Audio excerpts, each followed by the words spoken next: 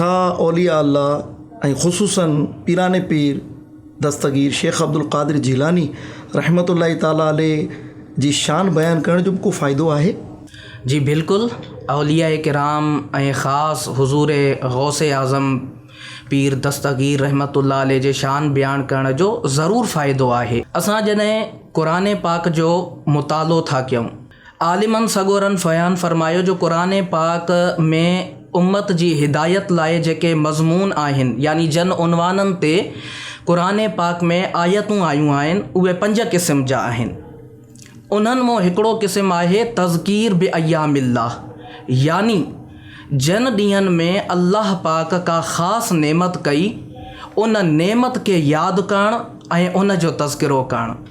जीअं त अल्लाह तबारक व तआला क़ुरान पाक में इरशाद फरमायो, बिस्मिल्लाहिर्रहमानिर्रहीम वलक़द अरसलना मूसा बिआयातिना अन अख़रिज क़ौमक मिनज़्ज़ुलुमाति इलन्नूर वज़क्किरहुम बिअय्यामिल्लाह इन्न फ़ी ज़ालिका लआयातिन लिकुल्लि सब्बारिन शकूर। अल्लाह पाक इरशाद फरमायो, ऐं असां तहक़ीक़ मूसा खे रसूल बणाए मोकिलियो पंहिंजी निशानियुनि साण त उहे पंहिंजी क़ौम खे आंधारियुनि जहालत जी ऊंधाइनि मां रोशनी ॾांहुं आणिन, ऐं असां हुकुम कयो जो उहे पंहिंजी क़ौम खे अल्लाह जे ॾींहंनि जी यादि कराइनि। बेशक इन में ज़रूरु निशानियूं आहिनि हर सब्र करण वारे लाइ ऐं शुक्र करण वारे। इन आयत में लफ़्ज़ आयो वज़क्किरहुम बिअय्यामिल्लाह। हज़रत मूसा अलैहिस्सलाम खे अल्लाह पाक हुकुम ॾिनो जो अल्लाह जे ॾींहंनि जी पंहिंजी क़ौम खे यादि करायो।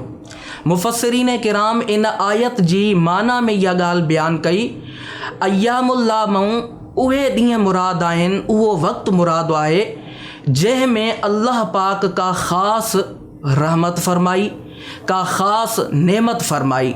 जीअं नबी सगोरा दुनिया में आया छो त उन्हनि जे करे ई त इंसानियत खे हिदायत मिली, अहिड़े ई तरीक़े ते असांजा बुज़ुर्गाने दीन, असांजा औलिया किराम, इस्लाम जूं मुक़द्दस हस्तियूं, उहे बि तज़कीर बि अय्यामिल्लाह में थियूं अचनि छो त उन्हनि जे करे हिकिड़ी वॾी उम्मत खे ऐं हिकिड़ी वॾी ख़ल्क़ खे फ़ाइदो पहुतो।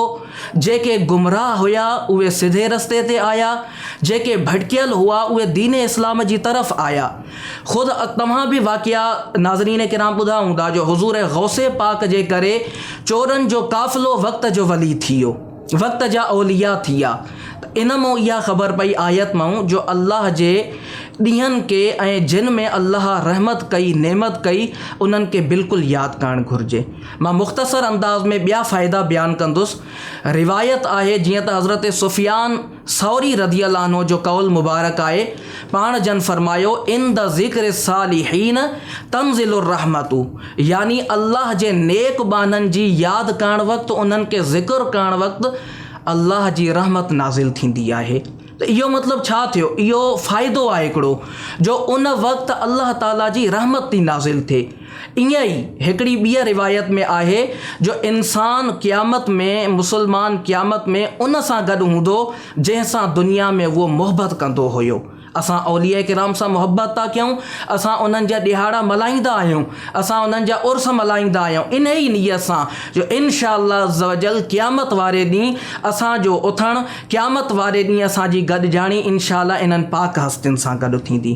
ईअं ई इन जो हिकिड़ो फ़ाइदो इहो आहे जो असां जॾहिं औलिया किराम जो उर्स मल्हाईंदा आहियूं, असां जॾहिं औलिया किराम जो ज़िक्र कंदा आहियूं त असांखे उन्हनि औलिया किराम जी इश्क़ मुस्तफ़ा जी ख़बर पवंदी आहे, उन्हनि जी दीन जे लाइ छा ख़िदमत हुई उन जी ख़बर पवंदी आहे। इन ज़रिए असां पंहिंजी ज़ात जे अंदरि तब्दीली था आणे सघूं। इन लाइ असां औलिया किराम जो ज़िक्र कंदा आहियूं ऐं पीराने पीर हज़रत गौसे आज़म दस्तगीर रहमतुल्लाह अलैह जेके पंहिंजे वक़्त जे अंदरि अहिड़ा वली हुया जो उन्हनि जो क़दम मुबारक तमामु औलियानि जे कंधनि ते आहे, वक़्त जा वॾा वली, उन्हनि जे ज़िक्र ख़ैर में छो न फ़ाइदो थींदो।